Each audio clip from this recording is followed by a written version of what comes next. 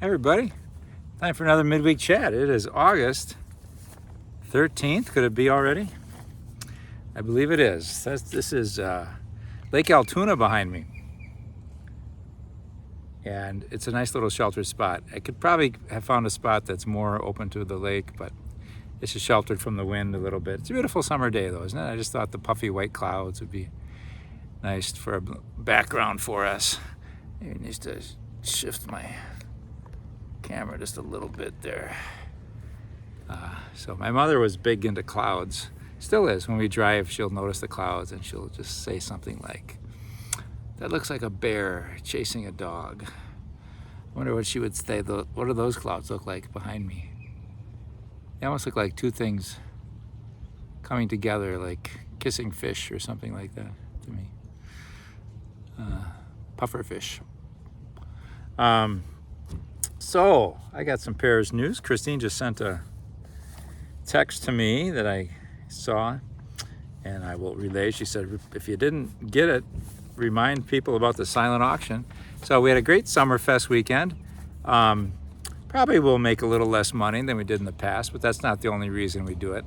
It's for community spirit and fun and spirit of cooperation to build community among us. And I think all that happened real well. Problem was the weather, right? So, and one of the things was the silent auction didn't happen, and but maybe that'll happen and it'll make up for I guess a little less money made on the raffle. I think the chicken dinner did quite well. I didn't hear in terms of money, but they sold all the chicken, so I assume it was a big money maker. So thanks Beth and her crew for putting that chicken dinner together. When I walked around and talked to people, I said, "So how's the chicken?" And nobody said it was good.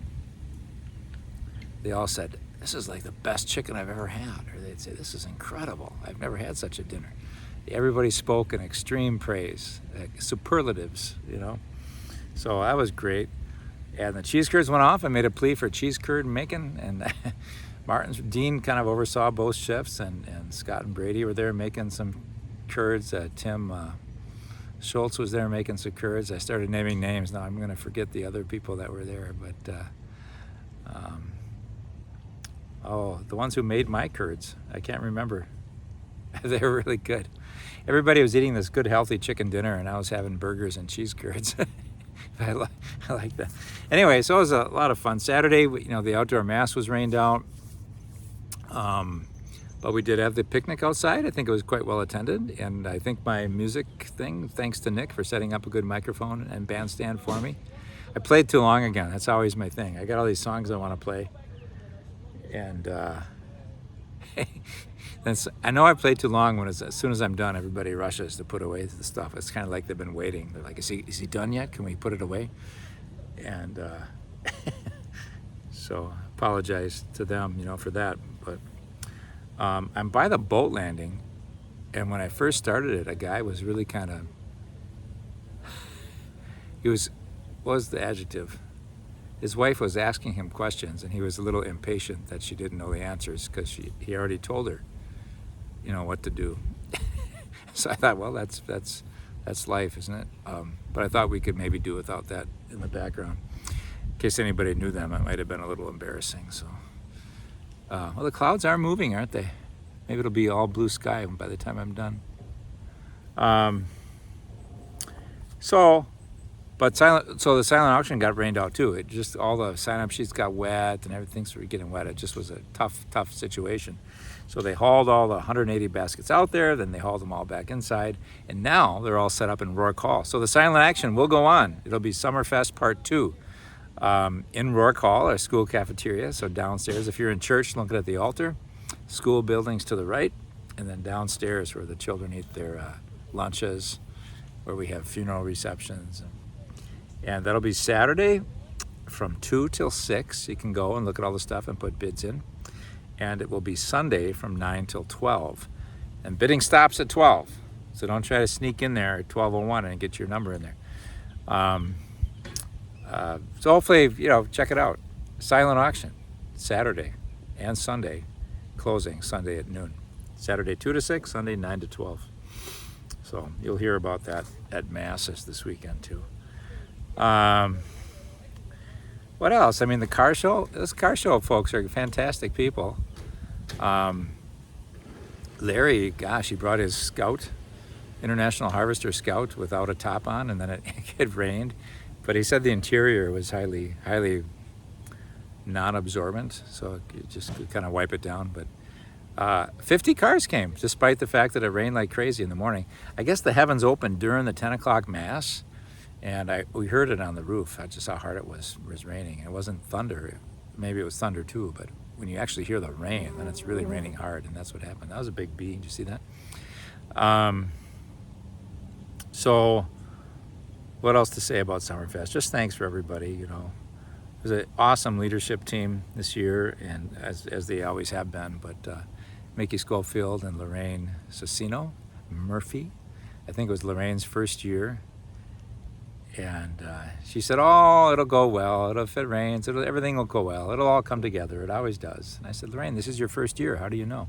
But I guess in other life adventures, she's found that's true. And you know, anyway, it was very good.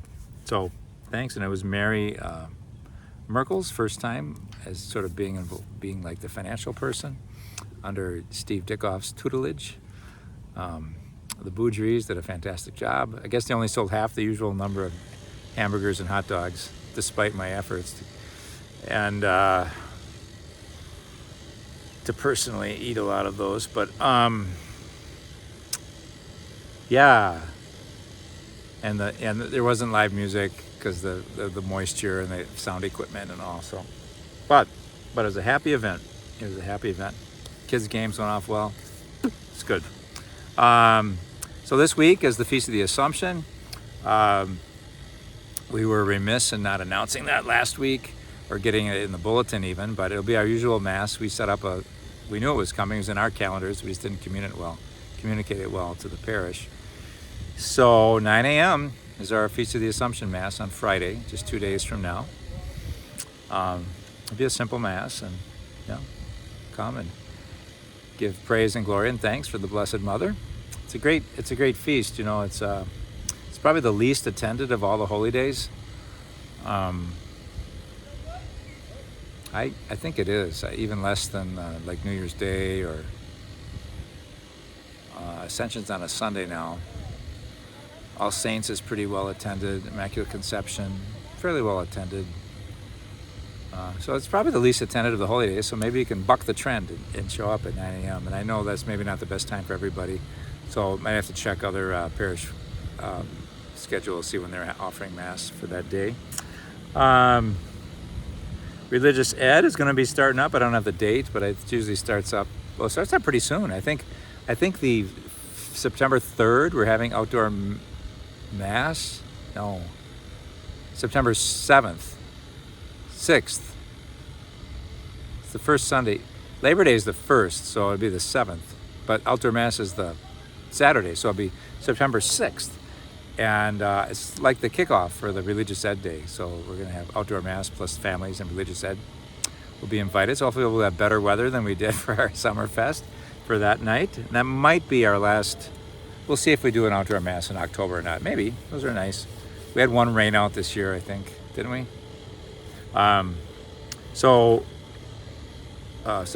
September 3rd will be the first school Mass when they're coming back. And then September 6th will be the kickoff for the Religious Ed. And they'll do that in conjunction with our outdoor Mass. Golf outing's coming up. So September 14th will be the golf. Three big things happening on September 14th. It is the golf outing. We were going to try Princeton this year, but they had some other events. So we're going to go back to Mondovi. Love that course. Probably just 9. That front 9 there is just incredible. They have that one par 3 that's like, depending on the wind, you take like a 8-iron or a 3-wood. It's really elevated tee, and then the greens down here, you know. So that's one thing it is. It's also the Feast of the Exaltation of the Most Holy Cross. And that will be a red, because we're talking, whenever it's the cross or the Holy Spirit or a martyr, we wear red. So even though it's a Sunday in ordinary time, we'll wear red. that celebrates when Saint Helena, the mother of Emperor Constantine, the first Christian emperor, or the first emperor, I think he became Christian, just like on his deathbed. So I should say he's the first emperor, from the Roman Empire times and Byzantine Empire, that it was okay to be Christian. It was legal. It was actually the religion of the empire, because they thought that Jesus helped them win his victories. So it could be, I don't know. I'm at the boat landing. I think I told you that. That's what the noise is. So, and then the third thing is Pope Leo's birthday. I believe he turns 70 this year, so it's kind of a milestone. So we'll hear about that more as that draws near. I try to read up on Pope Leo. I think he's sort of on downtime, Castel Gandolfo. We have book club tonight, and we read a book called Leo, Lion of the Church. I think I mentioned last week, but maybe it was in a rush when I was at the baseball game a couple weeks ago. But really, just an exemplary human being, just very kind and compassionate and humble and service-oriented, not afraid to get his hands dirty, open to other people's opinions, assertive enough to put his mind out there, but listens well, and so all these things. We'll see if he ever gets into hot water with anything he says. But Pope Francis was just really off the cuff a lot of the times, and I enjoyed it very much. It's nice sometimes when you get someone who's sort of unfiltered, and I think I feel like with Pope Leo, he's much more maybe introverted, and so he kind of thinks through everything before he'll speak, and so it might be a little more exacting language. His preaching would probably be stick to the text. And so it would be a little different from the way Pope Francis was. But I'm excited about him. I think he's really going to be great. So I'll read up more, and I'll report as time goes on. Someone came into the office today, and they're like, how do I know it's really Pope Leo when I see stuff on YouTube or Facebook? And man, it's tough. I think it's usually, if it's kind of one of those headlines that sort of tries to draw you in, it's probably not. It's probably bogus. Nick had some good advice. I can't remember what he said, but I think if you go through the Vatican website, that's a lot of Pope Francis coverage. National Catholic Reporter, National Catholic Register, America Magazine, they would all have good stuff. Cruxnow.com is a good website for papal stuff. So, yeah, I don't think I would, most stuff that just sort of flashes up on Facebook or YouTube, I don't think I would trust. There's a lot of bogus stuff about musicians too. It's like Bob Dylan reunites with his son on stage in tearful reunion. Well, it was all false. It's like, what? I don't know what's going on with AI generated stuff, I guess. But yeah. So let's see what else I got for OCIA. So Order of Christian Initiation of Adults. So Ryan has taken that over from Patrice. Patrice took it over from Jackie. Jackie took it over from Sister Judy, I think. But so if you know anybody, or you yourself interested maybe in becoming officially Catholic, maybe you've enjoyed your association with St. James, but haven't taken the plunge to be fully one of us, you might want to explore that this year. So it's for people that are looking to be baptized, if they've never been baptized.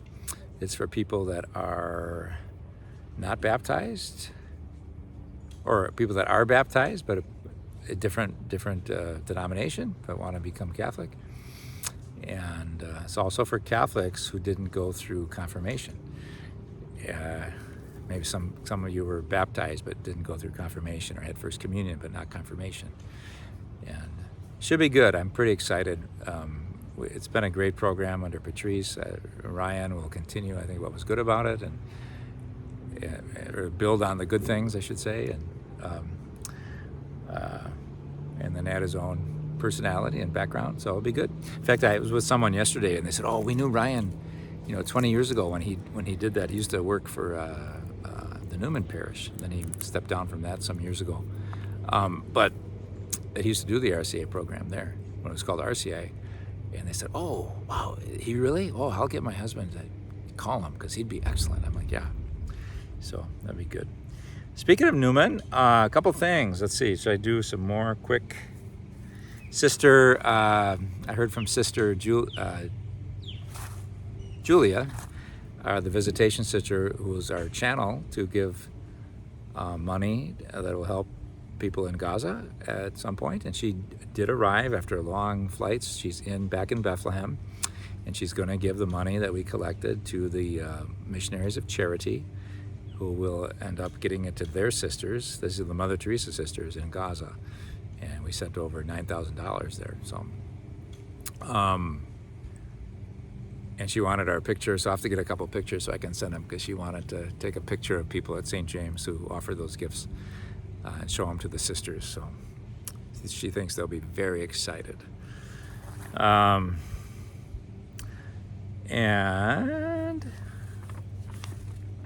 the Brewers. Maybe the game's even over now. It probably is. I couldn't help. I didn't want to see the score. I just watched the highlights at night, and I love it. You get the whole game in 10 minutes, which is sort of cheating. I know part of baseball is, taking it easy. You ever hear that George Carlin routine about baseball versus football? It's sort of like football is played in a stadium. They call it the gridiron. Baseball is played in a park. In football, the objective is to march down the field against your opponent who's trying to stop you and sack you and get into their zone and score. In baseball, the goal is to go home. He had like 3-4 things like that. It's like in football, you have penalties when you do wrong. In baseball, you make an error. Oops. Something like that. Anyway, so baseball has got this gentler game, and so in some ways I feel I'm cheating when I just watch 11 minutes of highlights when the game's 3 hours, and part of it is enjoying the slower pace of a game. It's not just fast like basketball or football. But so I know they were up 2-0 because I had to check. And if they win today, free hamburgers all over greater Milwaukee at the George Webb restaurants. So last time they did that was 1987. And guess how many?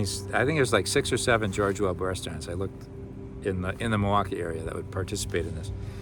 And in 1987, they won 12 in a row. And in the aftermath, they gave away, go ahead, guess.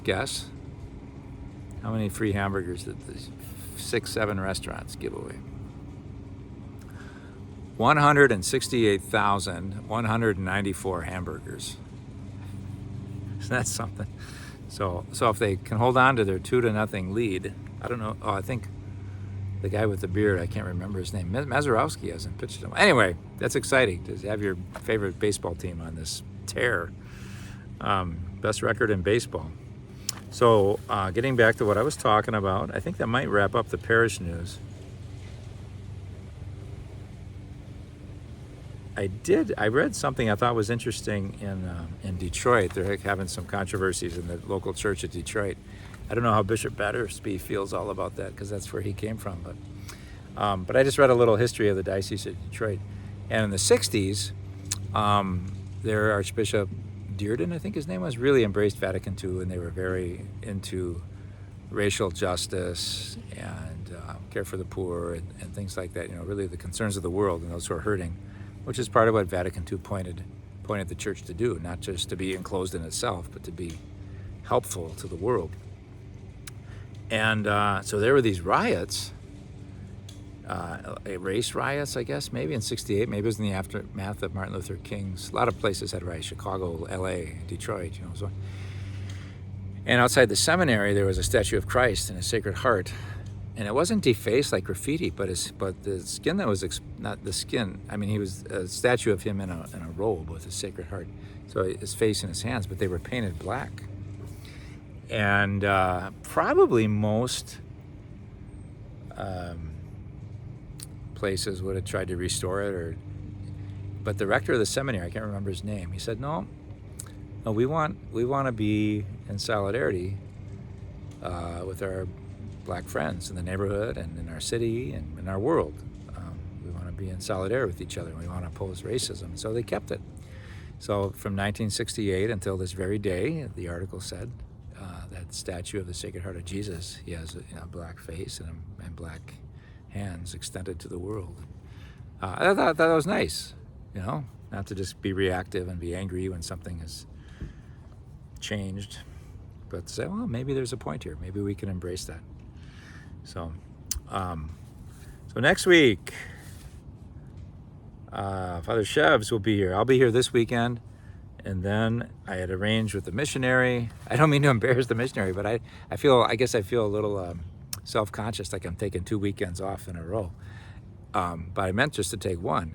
And the missionary was going to come next weekend, and I bought my ticket to go to Seattle and visit friends.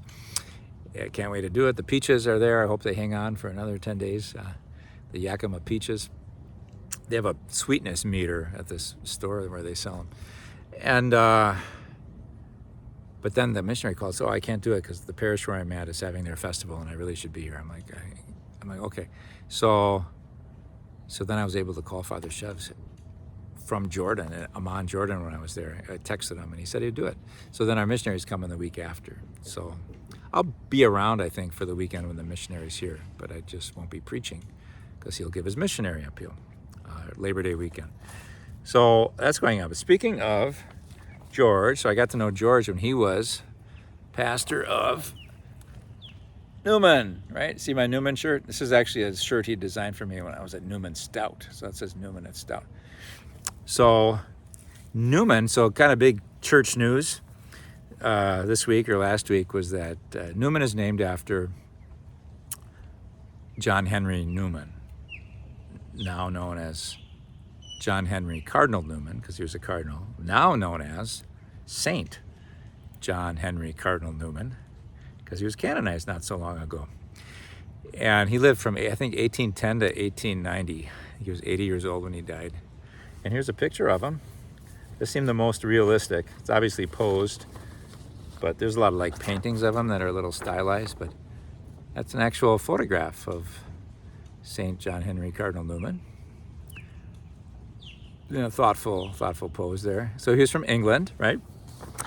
And I always liked him. Why? Because I went to Newman High School in Wausau. So Newman's just sort of been a part of my life. So I just share a little bit with that. So why he's in the news? Because he was made a saint a while ago.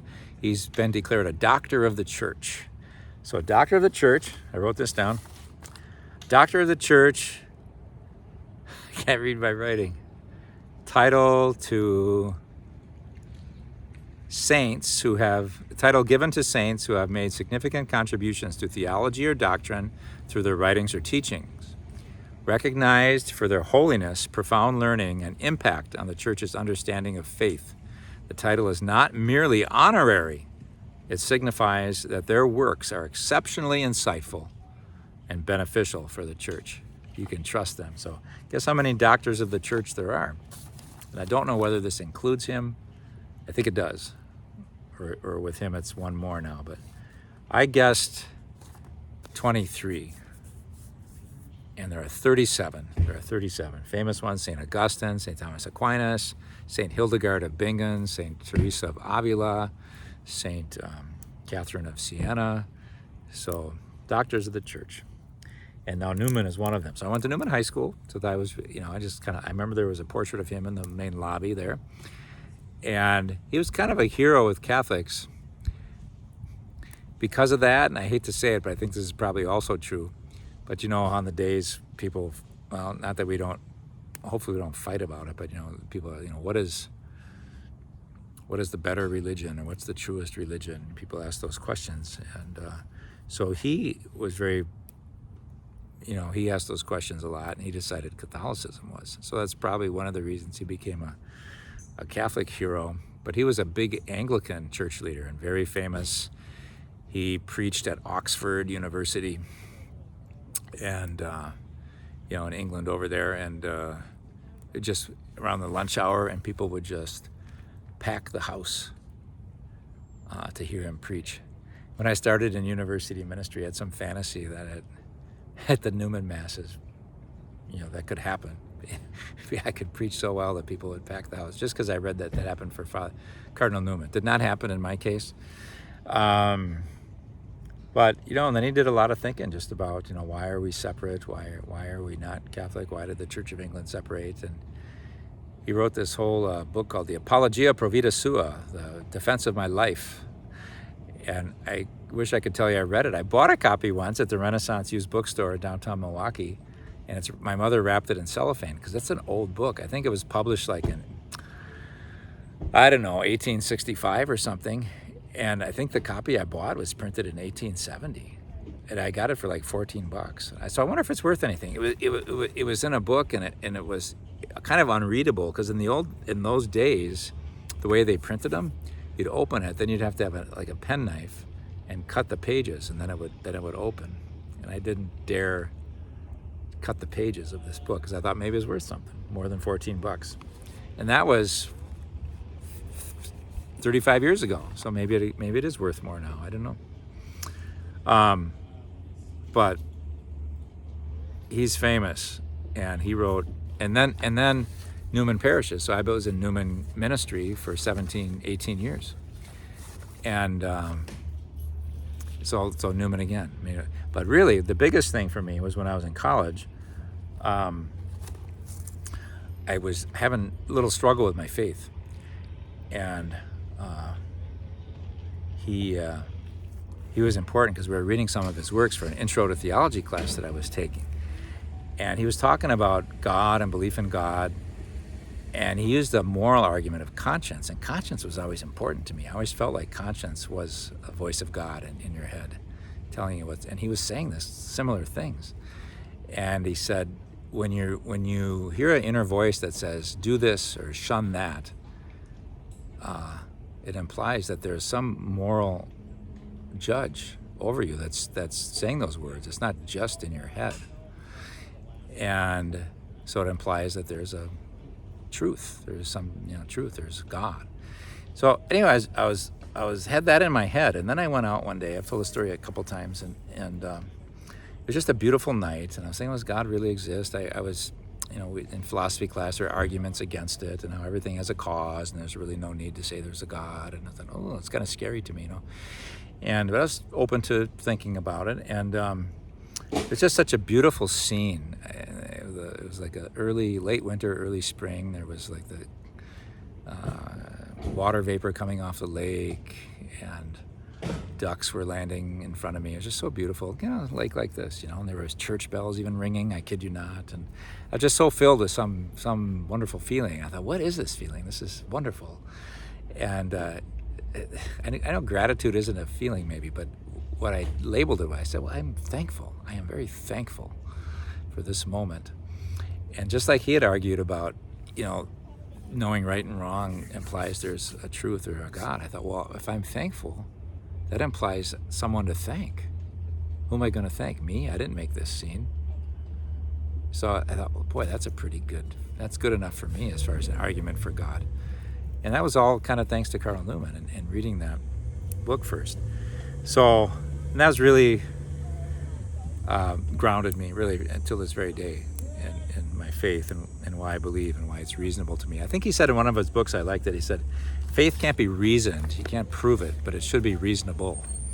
It's not just something you believe and you can't even talk about or explain. You should be able to talk about it with your head. In our campus ministry, we would give bookmarks to our graduates, and the bookmarks would say this.